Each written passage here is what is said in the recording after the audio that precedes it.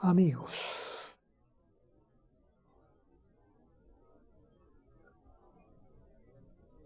hablando de Sewell, que es la ciudad pequeña que está en la cordillera, la ciudad pequeña, porque en Caletones había otra pequeña, en Coya otra pequeña, pero es la ciudad más grande que había en la cordillera, que incluso llegó a tener entre 15.000 y 18.000 habitantes, sumados las familias y los trabajadores.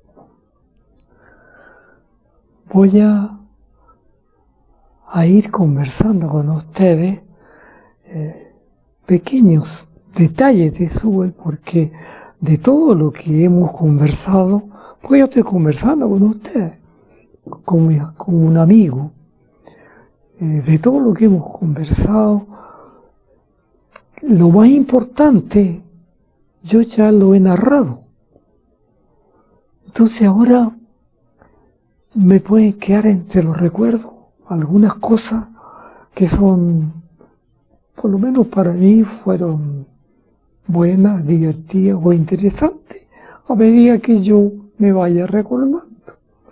Porque ya lo más importante, como vuelvo a repetir, ya lo he dicho. Ahora de Sewell es un pueblito, una ciudad donde hay tanto detalle en cuanto a la manera de vivir de la gente y a la manera de unirse, de reunirse, etc. Y yo hablé que los puntos más importantes donde se reunía la gente eran los sindicatos y los clubes. Los clubes, habían clubes para el rol administrativo, clubes por el rol de empleados, que ese no existe ahora, empleados, y los clubes de obreros. Entonces era de arriba hacia abajo. Las personas que iban a los clubes de los supervisores se iban a meter también a la fiesta de los clubes de los empleados y también se iban a meter a las fiestas de los clubes de los obreros. O sea, era una democracia bien compartida. Eso se lo cuento yo más o menos, aunque lo he repetido un poquito, pero es para agregar un poquitito más cómo se aceptaban unos que otros dentro del Vietnam. Había un cine, que lo mencioné también, que tenía todos los días películas distintas y tenía normalmente 2 funciones, en la tarde y en la noche, y tenía una función en la mañana, a las 11 de la mañana o a las 10:30, algo por ahí, para que la gente que hacía turno B y quería ver alguna película, la pudiera ver en la mañana. Entonces, dentro del cine había otra cosa importante. Habían películas muy buenas, tanto extranjeras, norteamericanas o mexicanas, o argentinas también llegaban, o chilenas también llegaban, que se transmitían. Las películas extranjeras que venían de Estados Unidos, de Europa, se veían primero en Sewell, Caletones y Coya, y después de una semana usted las podía ver en Santiago.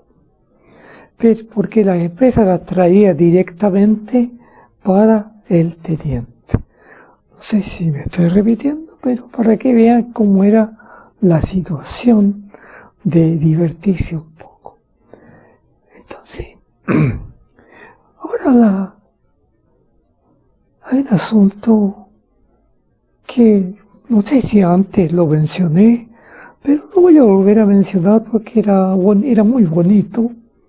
el pololeo. El pololeo era muy bonito.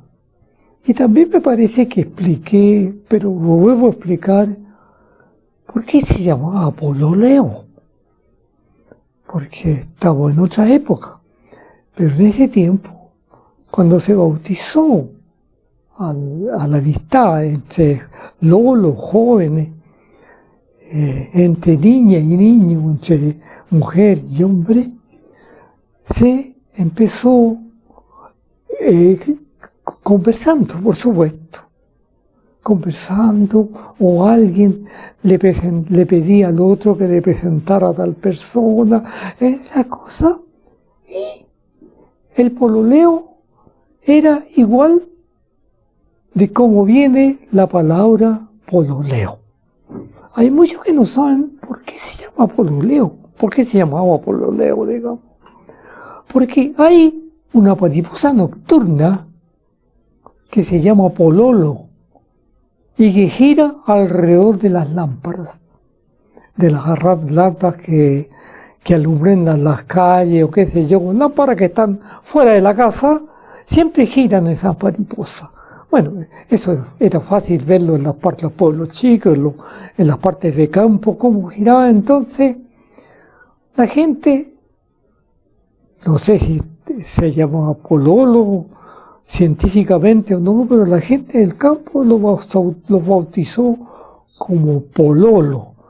Entonces el pololo mariposa nocturna nunca llega a la luz.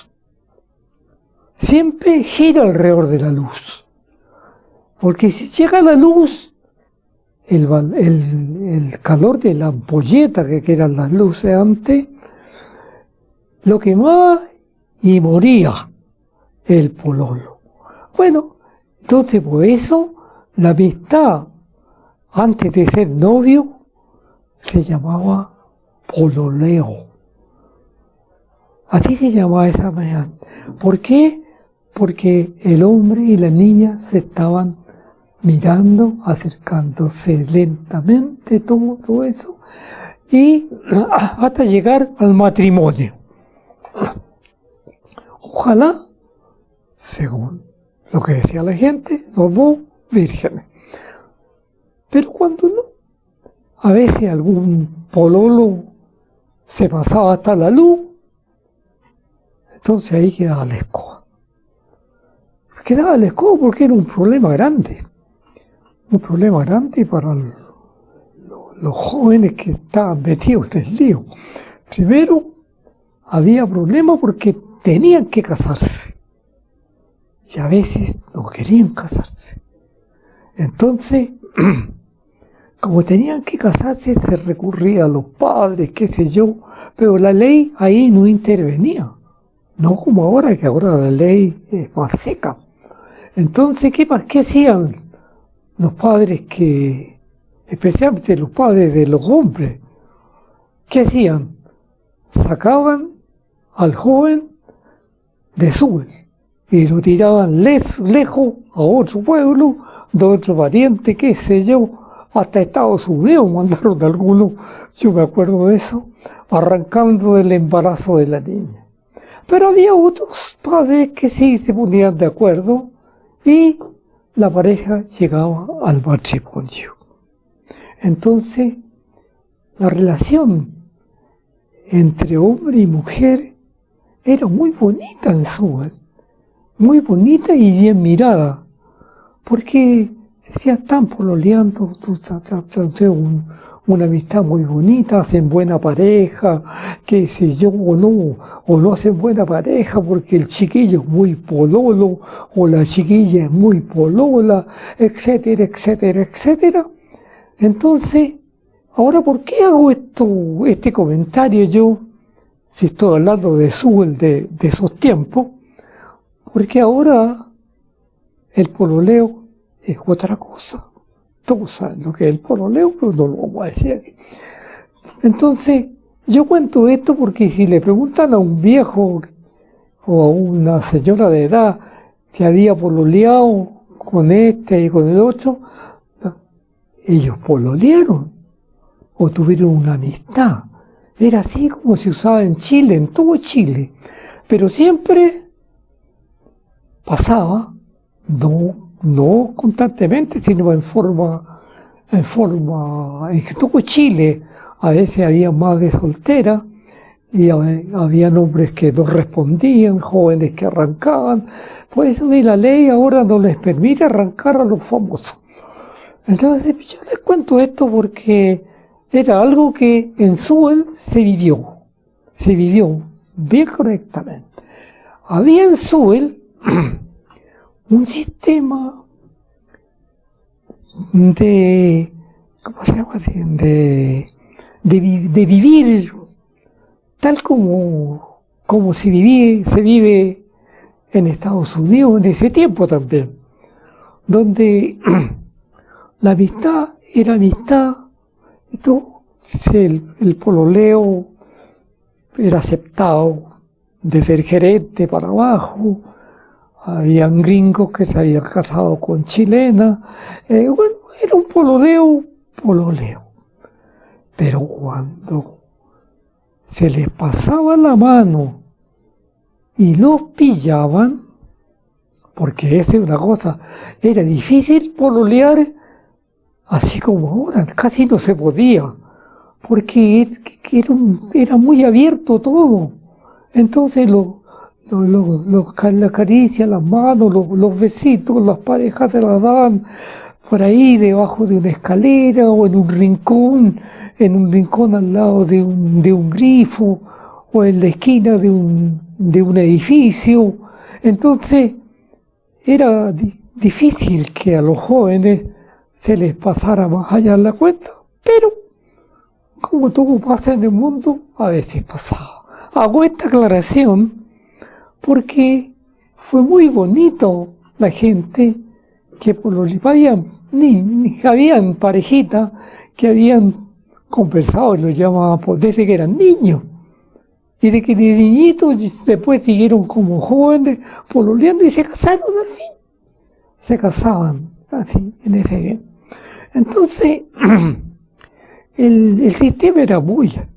Los hombres solteros vivían aparte de las mujeres solteras.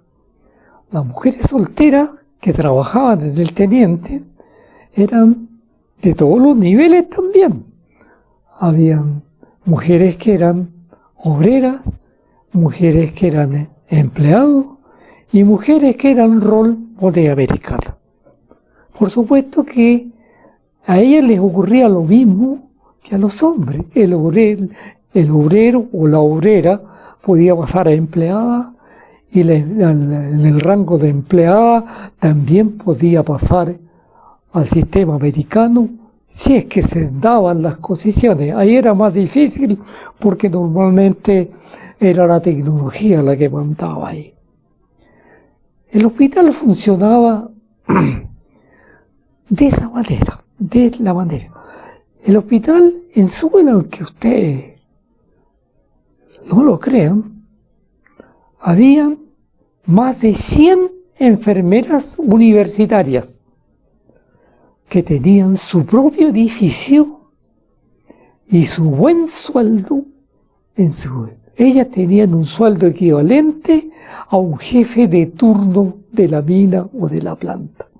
Era el mismo sueldo de ellos, y si alguna de ellas pasaba a algunos estados de jefatura, la ponían en el sistema de rol modelo americano. La mujer era igual. Pero ¿qué es lo que pasaba también con las niñas, por ejemplo, que no tenían estudios de medicina y entraban al hospital? Entraban al hospital como obreras, se puede decir. ¿Y cuáles eran las obreras? Empezando por cocineras, empleados, los que hacían aseo, los que hacían las camas en el hospital, los que llevaban las camillas, todo eso. Estos eran los obreros que estaban en el hospital y también tenían grados entre medio que de cuánto faltaba uno otro. Pero había un pero también. No con los hombres, sino que con las mujeres. Cuando había niñas que eran, bueno, que lo hacían bien, digamos, para no hacer ninguna separación, esto muy bien, empezaban a ayudarle a las enfermeras. Entonces, después que las niñas empezaban a ayudarle, las enfermeras la empezaban a educar cómo tenían que ayudarla a ella. Entonces la enfermera, porque hasta las pastillas de aspirina las tenía que dar la enfermera, nadie más. Ningún remedio se le daba a ningún enfermo si no se le daba, no lo daba una enfermera. Eso era así.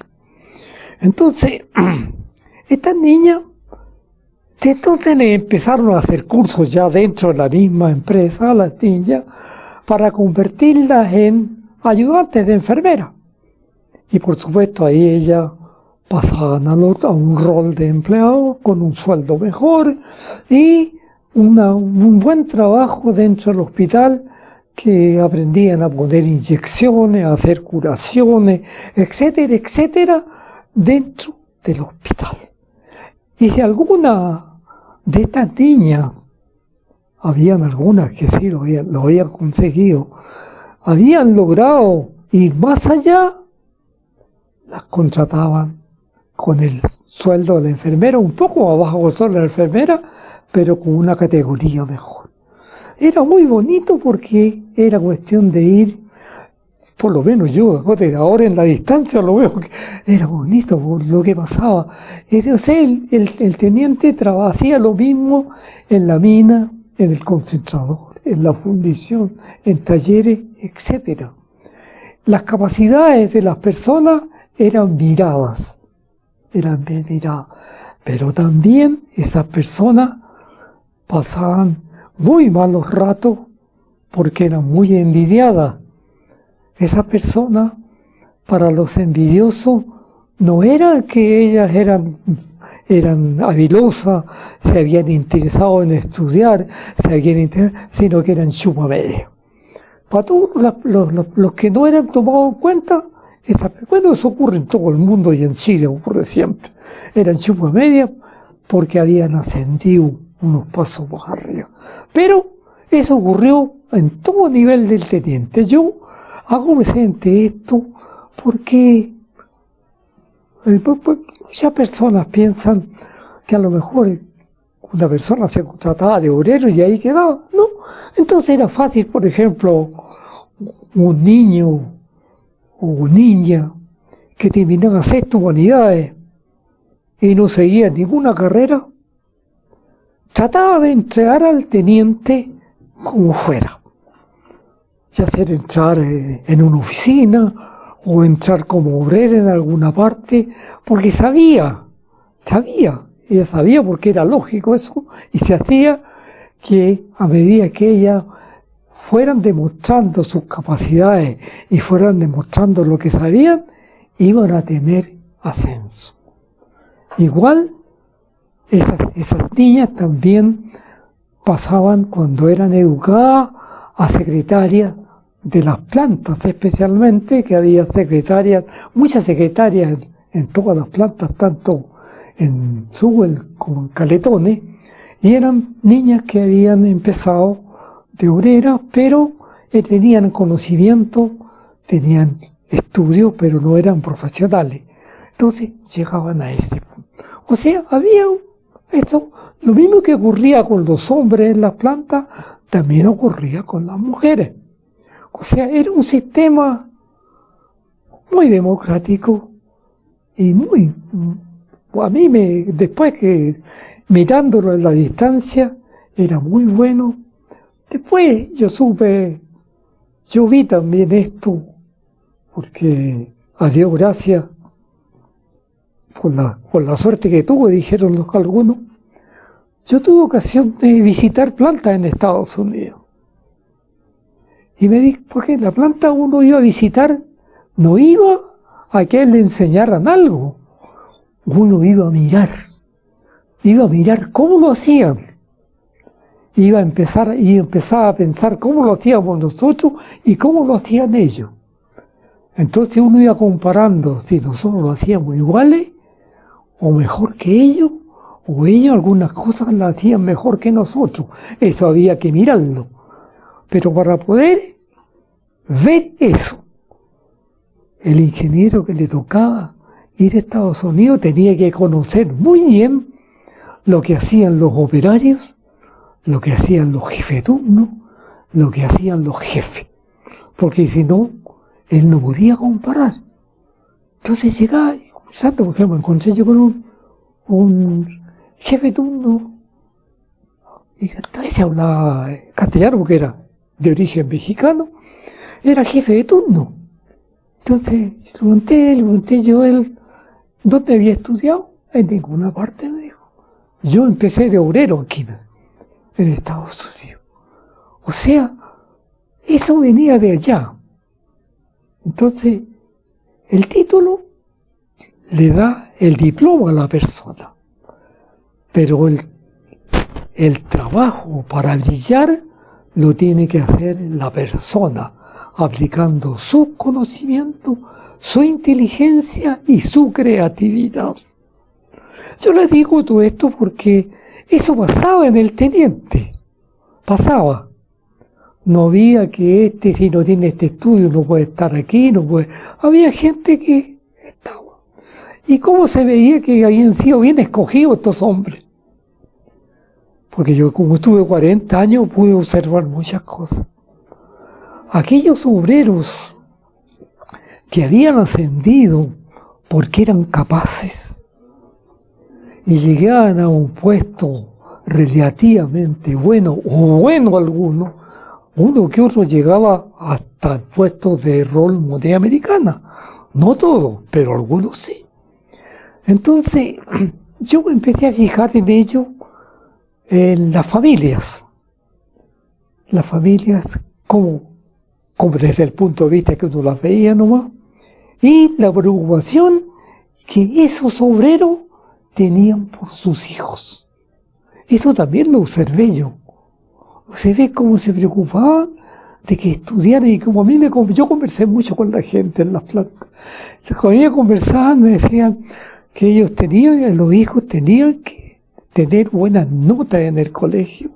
Bueno, y si no sacan buenas notas, decían ellos mismos, yo no los voy a castigar. Total, el teniente tenía algo que yo lo comenté anteriormente, parece que los sindicatos consiguieron que llegando a los 18 años, el hijo de cualquier trabajador tenía pega inmediatamente, empezando como obrero, por supuesto.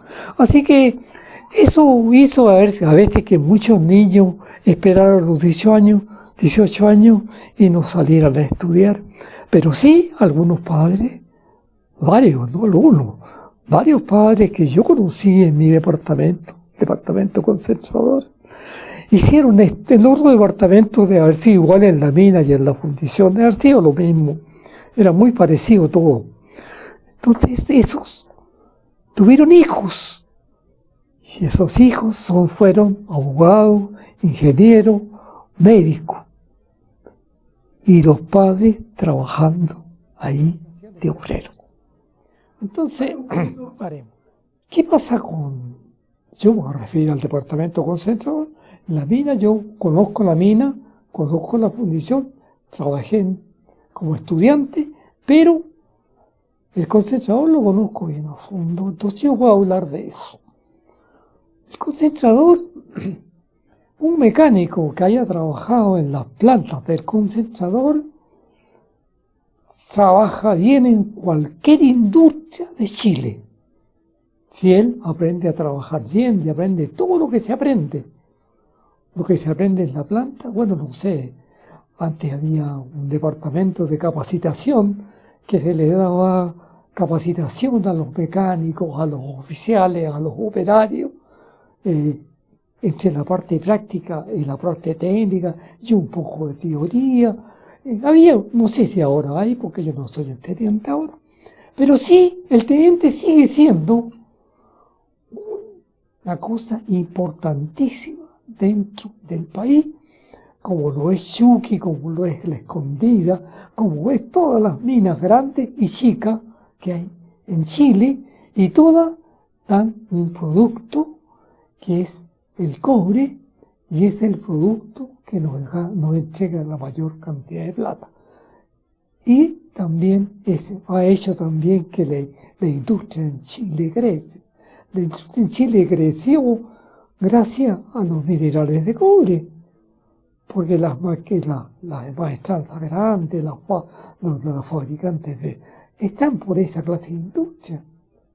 Entonces, los ingenieros de minas y los ingenieros químicos, bueno, los ingenieros de minas, los químicos, trabajan mayormente en la mina, pero los ingenieros de mina pueden trabajar en la mina, en el concentrador, en la fundición, en el acero, en el norte, en el sur, en petróleo. Un ingeniero mina tiene un camino inmenso. Yo creo que no hay ningún ingeniero de mina en Chile que esté cesante. Estoy seguro de eso yo. Porque puede trabajar en N cosas puede trabajar, porque la experiencia la da. Y el que ha trabajado en el departamento de concentrador, porque los ingenieros de mina pueden trabajar en la mina, en el departamento de concentrado, en la fundición, pueden trabajar perfectamente bien. Y pueden trabajar en una fábrica de repuestos también perfectamente bien. Entonces, eso que yo estoy hablando es una introducción que quiero hacer pensando en algo que a mí me pasó, pero ojalá que les guste. Si no les gusta, ustedes me dicen, listo. Lo que quiero hacer yo es lo siguiente. Expresar en forma sencilla cuánto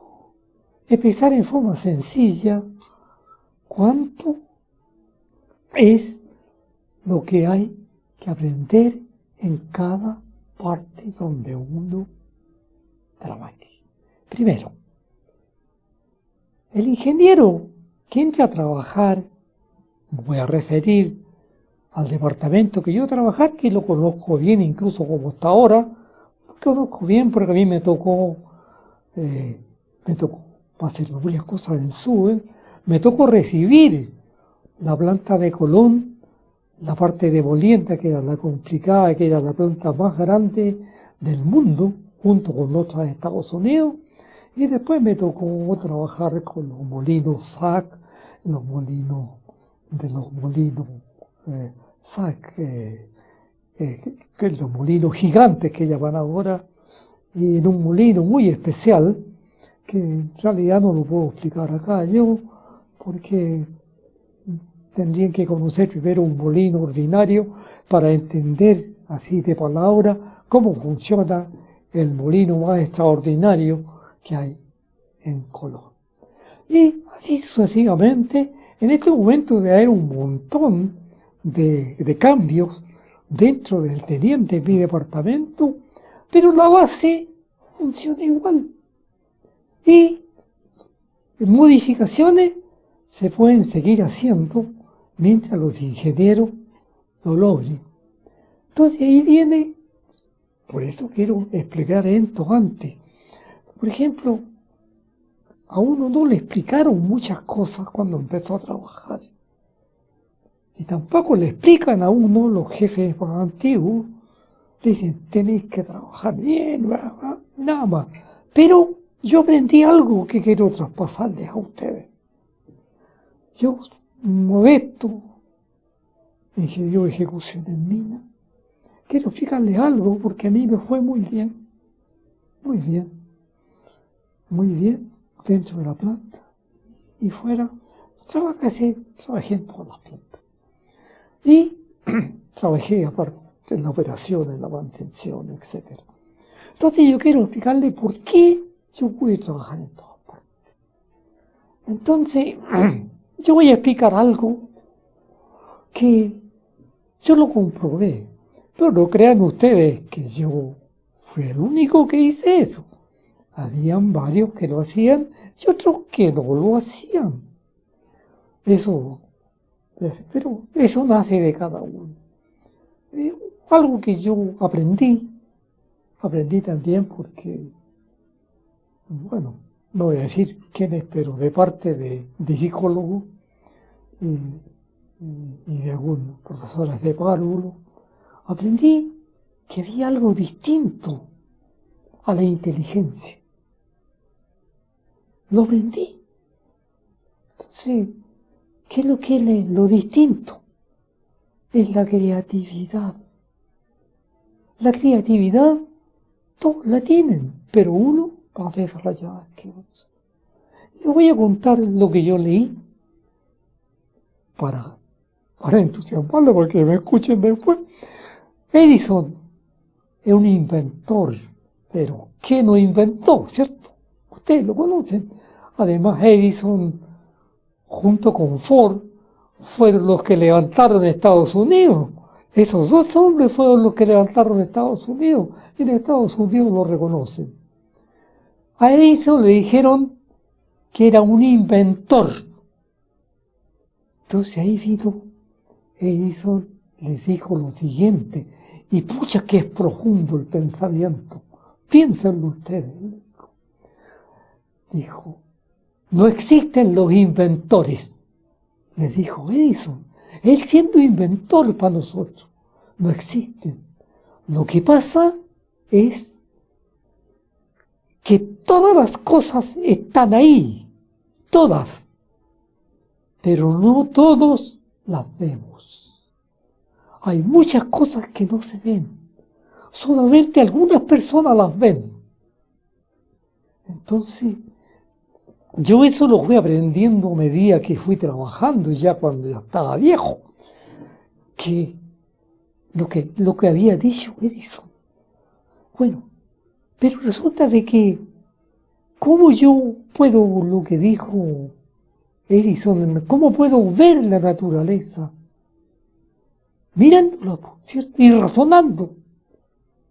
Entonces, si yo soy inteligente y soy un creador, que yo no lo soy, pues yo podría llegar a hacer muchas cosas y modificar muchas cosas y inventar muchas cosas. O sea, cualquier ingeniero puede hacerlo si se dedica. ¿Y cómo se dedica? Los norteamericanos tenían un sistema que después, cuando yo egresé, me di cuenta cómo era el sistema.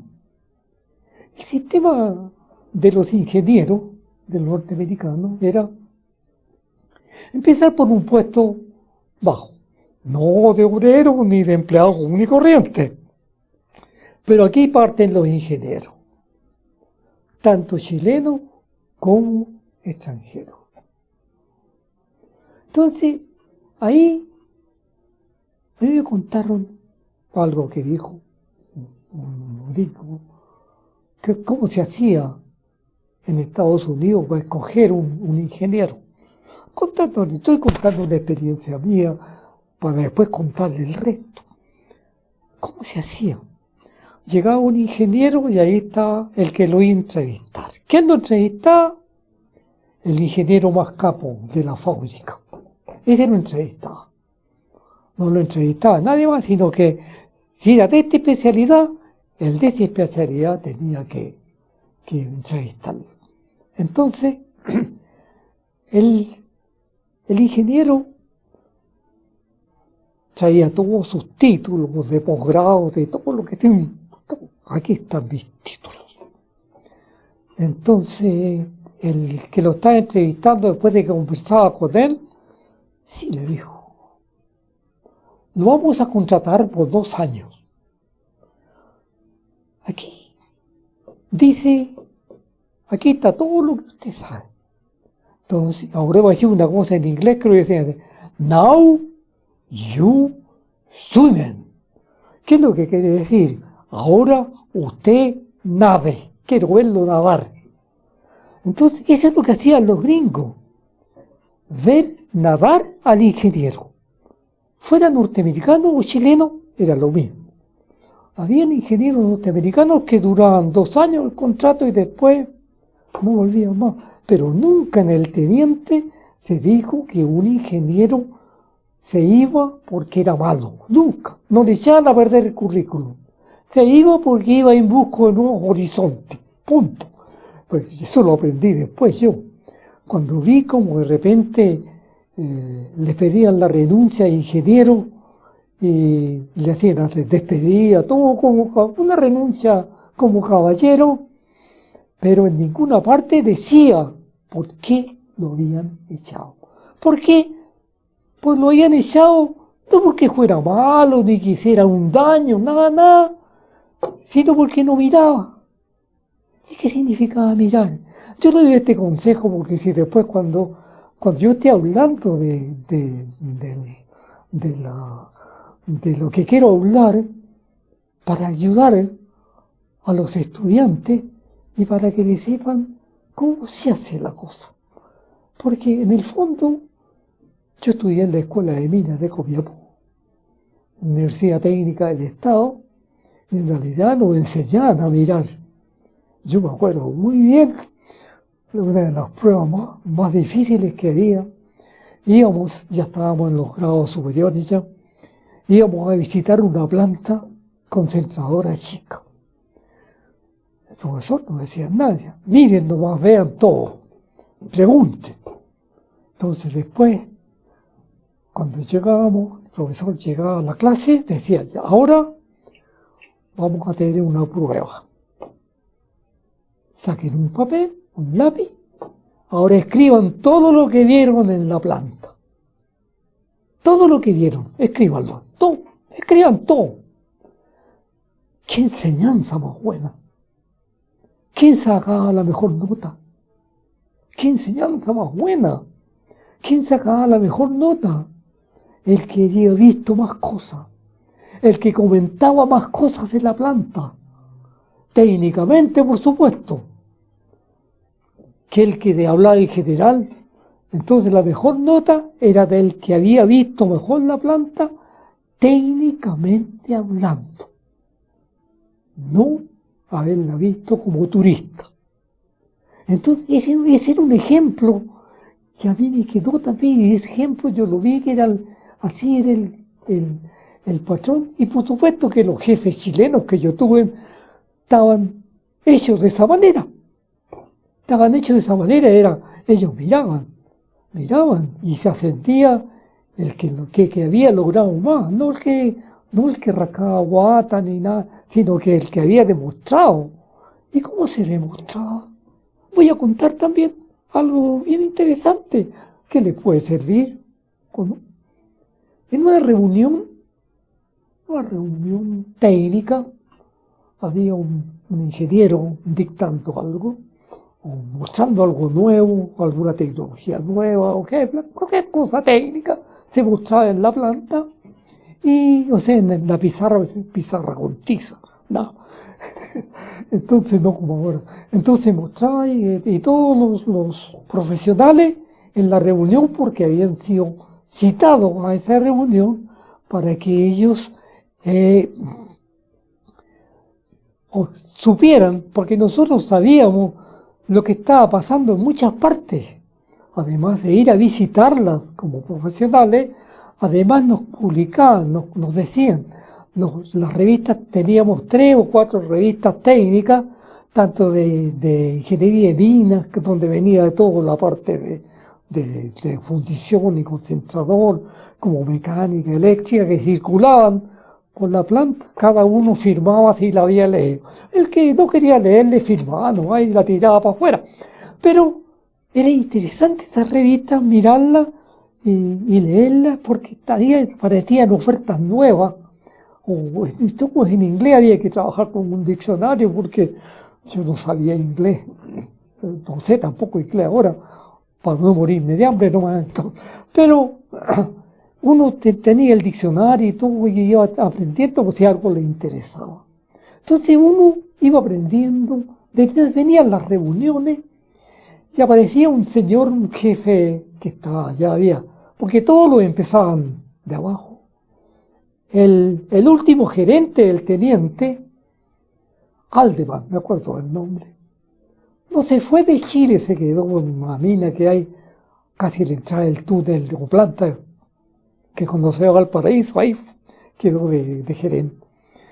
Entonces, ese caballero, después de haber trabajado 11 años dentro de la mina y otros pocos años en distintas plantas, cuando se fue el gerente, lo pusieron a él de gerente, Aldeban.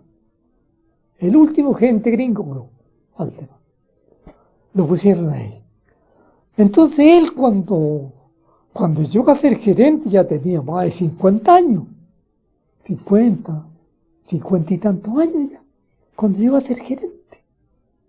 Entonces, sí, había poco tiempo que era gerente cuando se nacionalizó el cobre, que estuvo muy bien hecho nacionalizarlo, entre paréntesis. Entonces, yo estoy mostrando qué es lo que pasa con las personas para no...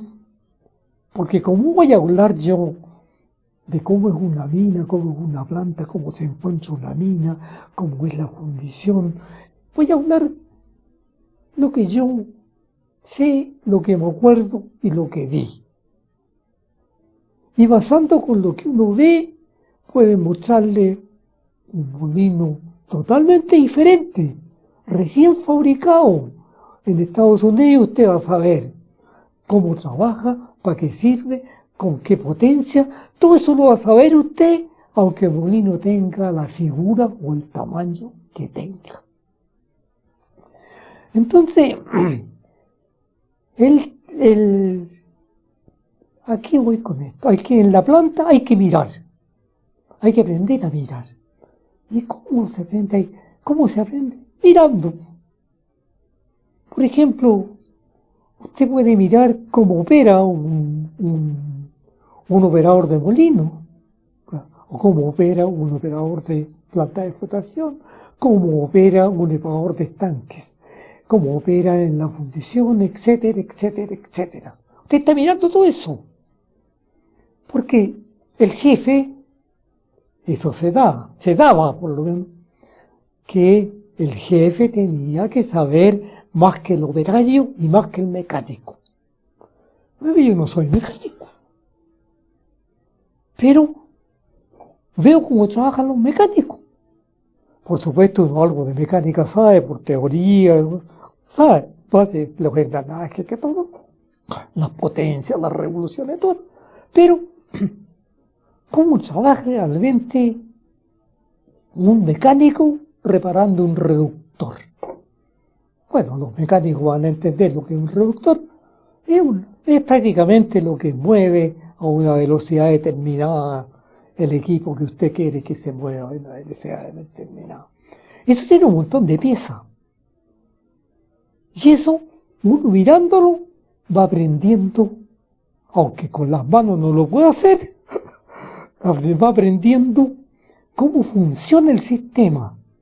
Entonces, cuando ocurre una pana, uno va y va a ver dónde ocurrió la pana. ¿Y por qué quiere ver usted eso? Muy simple. ¿Por qué ocurrió? Para analizarte por qué ocurrió. ¿Ocurrió por una falla operacional? ¿O ocurrió por una falla mecánica? ¿Por qué ocurrió? A ver, ahora es re fácil en ese tiempo.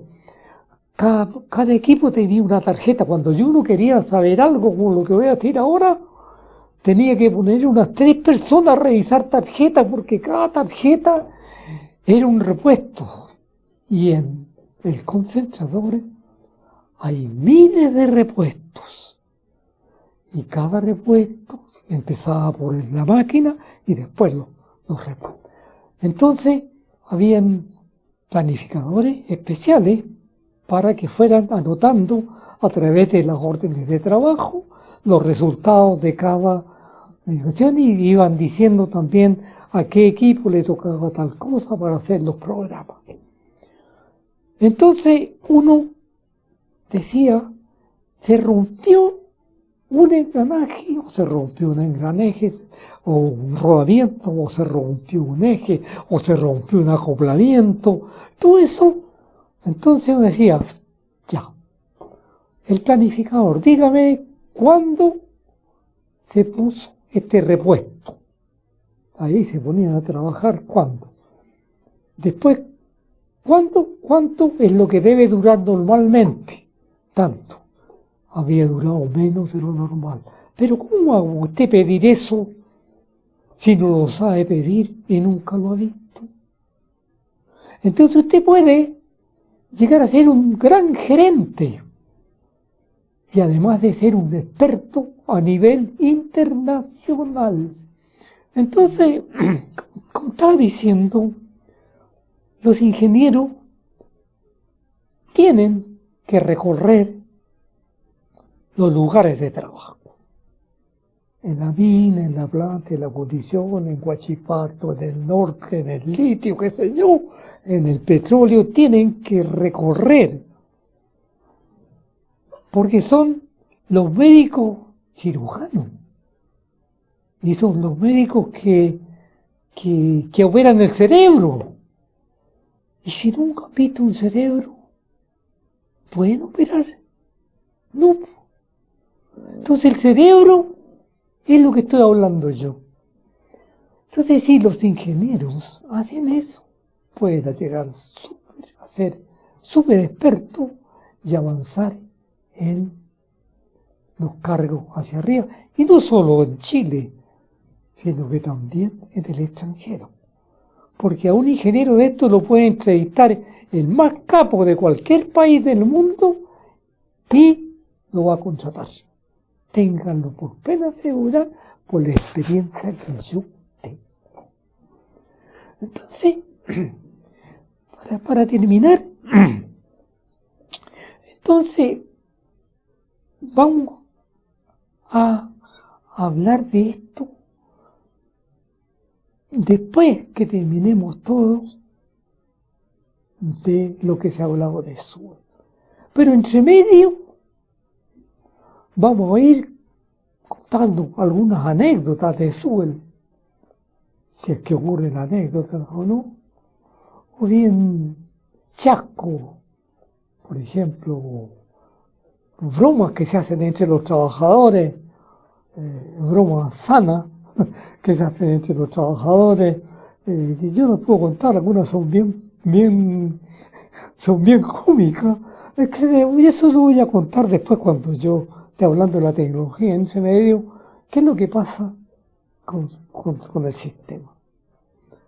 Entonces, cuando empecemos en la próxima, iba a decir en la próxima clase, cuando empecemos en la próxima sesión, yo voy a contar en forma general. No voy a contar lo que hace un geólogo, porque yo no soy geólogo. ¿Ah?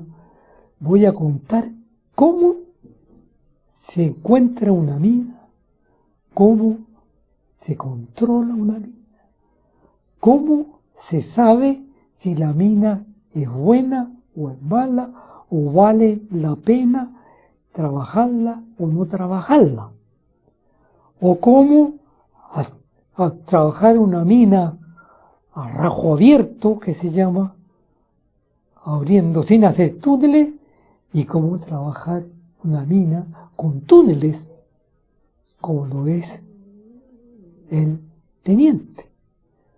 Chuquicamata ganó la mayor cantidad de plata trabajando una mina en forma,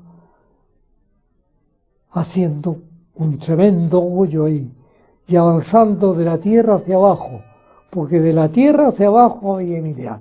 Ahora ese mineral, que también voy a explicarlo yo, se terminó y tiene que trabajar con el mismo mineral que viene Sewell, así que Chucky empezó a trabajar tal como trabaja Sewell en la mina. Bueno, cosas así voy a ir comentando yo. Entonces, con esto, yo quiero que me perdone, darle miles de gracias a todas las personas que me han estado escuchando. Miles de gracias. Porque me siento bien. Me siento bien que esto va a quedar grabado. A lo mejor en 50 años más, alguien va a querer saber cómo era el teniente y pueden escuchar esto, si es que está todavía esto, o si es que esto desaparece. Es una cosa que está hablando, una tontera. Así que nos vemos la próxima.